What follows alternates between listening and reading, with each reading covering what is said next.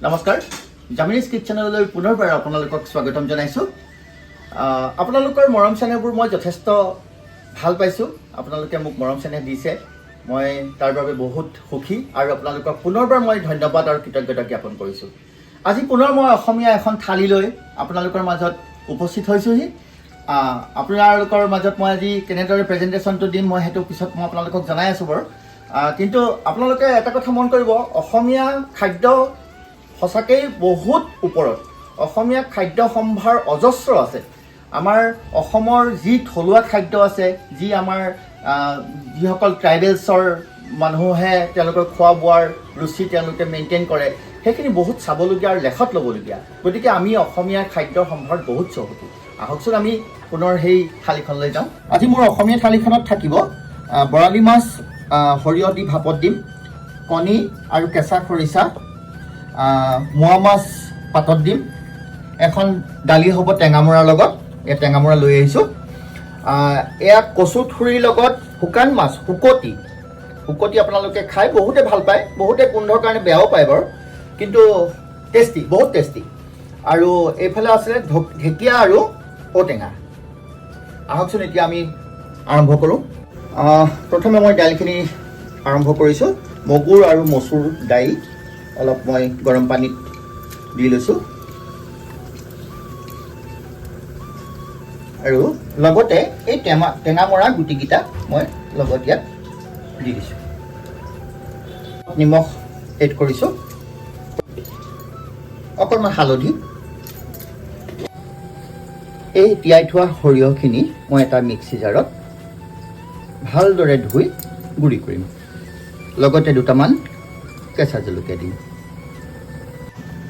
বৰালি মাছখিনিত প্ৰথমে অকণমান আদা নহৰু পেষ্ট দিলোঁ প্ৰয়োজন অনুসাৰে অকণমান নিমখ এড কৰিলোঁ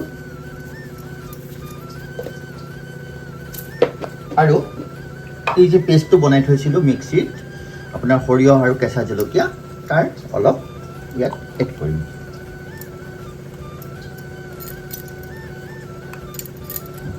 এতিয়া তাতে অলপ মই সৰিয়হৰ তেল কেঁচা তেল ব্যৱহাৰ কৰিম এতিয়া ভালদৰে মই এইখিনি সানি ল'ম এতিয়া মই দুটা পিঁয়াজ কেইটামান জলকীয়া কেঁচা জলকীয়া আৰু এডোখৰ আদা আৰু নহৰু এফুটামান লৈ মই এই মাছখিনিৰ লগত এড কৰিম অলপ নিমখ দিব আৰু ইয়াতো মই কেঁচা মিঠাতেল ব্যৱহাৰ কৰিম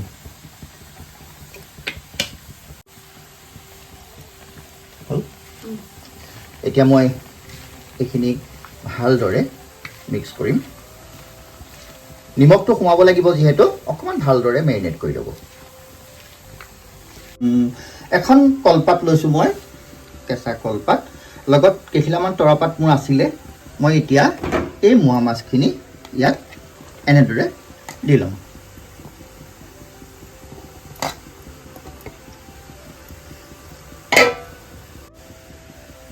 অলপমান মই কেঁচা ধনিয়াও ইয়াত ছটিয়াই দিম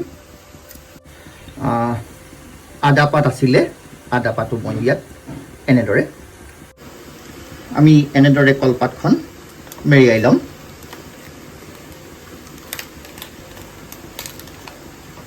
আৰু এডাল কল থোৰাৰে এনেদৰে বান্ধি ল'ম ইতিমধ্যে মই ম'ম' ষ্টেণ্ডডালত পানী দি গৰম কৰিছোঁৱে আৰু এইদৰে মই টোপোলাটো ইয়াত দি ল'ম আৰু এখন ঢাকনিৰে ইয়াত ঢাকি দিম এতিয়া মই বৰালি মাছ দুপিচ মেৰিনেট কৰি ৰাখিছিলোঁ সৰিয়হ দি এতিয়া মই এক কলপাতেৰে এনেদৰে মেৰিয়াই ল'ম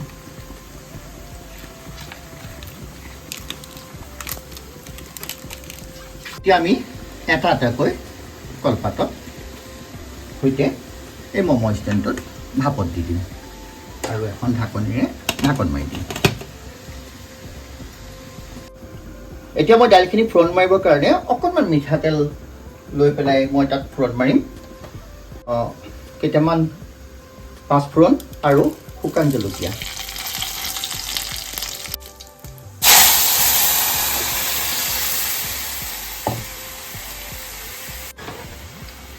অকণমান ধনিয়া পাত হৈ যাব। এখন কেৰাহীত অকণমান মই মিঠাতেল দিম।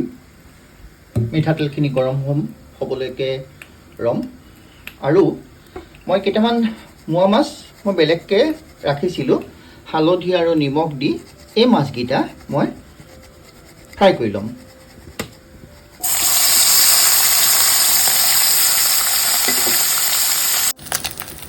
ইতিমধ্যে মোৱা মাছখিনি ফ্ৰাই হৈ গৈছে। এতিয়া আমি এইখিনি কাঢ়ি ল'ম। এতিয়া কেৰাহীত অকণমান তেল এড কৰিম।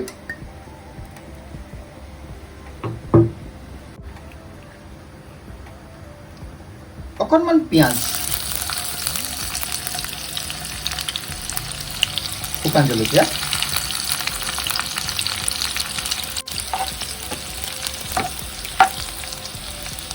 ইতিমধ্যে পিঁয়াজখিনি ৰঙা হ'বলৈ দিব।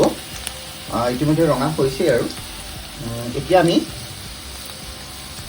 ইয়াত কাটি থোৱা, ছিঙি থোৱা ঢেকীয়াখিনি এড কৰিম।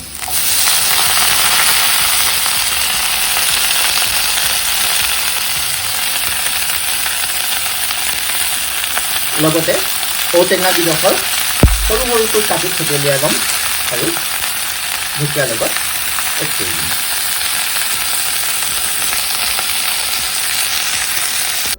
সোৱাদ অনুসৰি নিমখ আৰু অকণমান হালধি।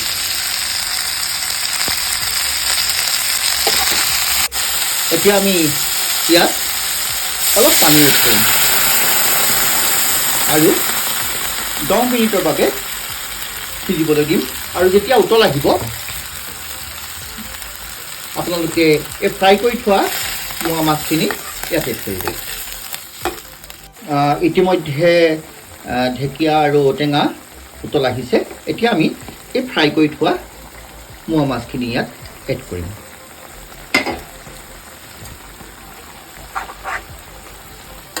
আমি কেৰাহী আকৌ গৰম কৰি ল'ম। অকণমান মিঠাতেল এড কৰিম, অকণমান পিঁয়াজ, অলপ সময় আগতে এই কচু শাকখিনি কাটি তিয়াই থৈছিলোঁ পানীত, সেইখিনি আমি এতিয়া অকণমান খচি ধুই ল'ম।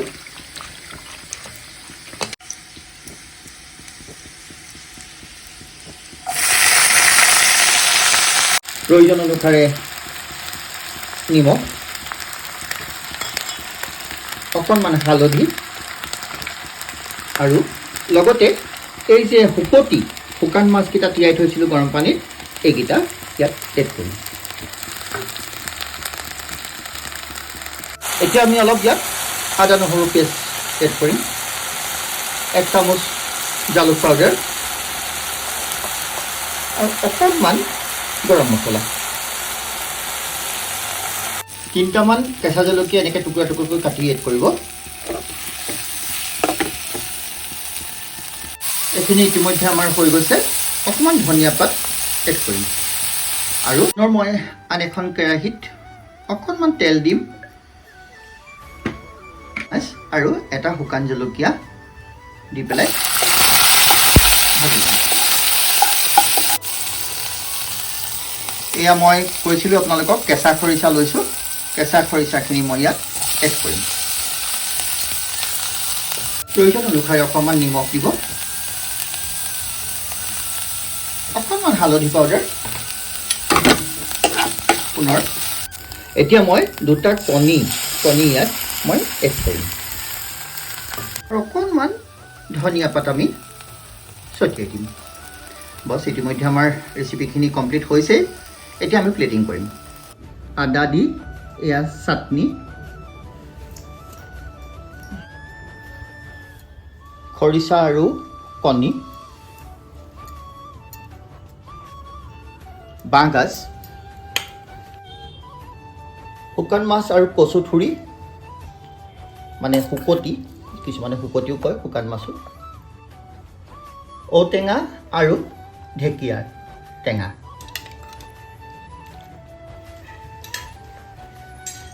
মৰা দিয়া দাইল, বৰালি মাছ পাতত দিয়া, এইটো বৰালি মাছ পাতত দিয়া।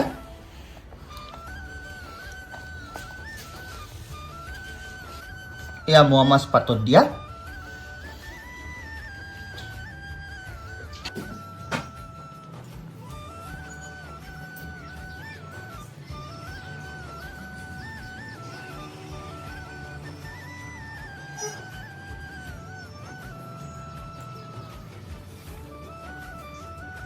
আজি ইতিমধ্যে এই থালিখনি মই প্ৰস্তুত কৰি উলিয়াইছোঁ।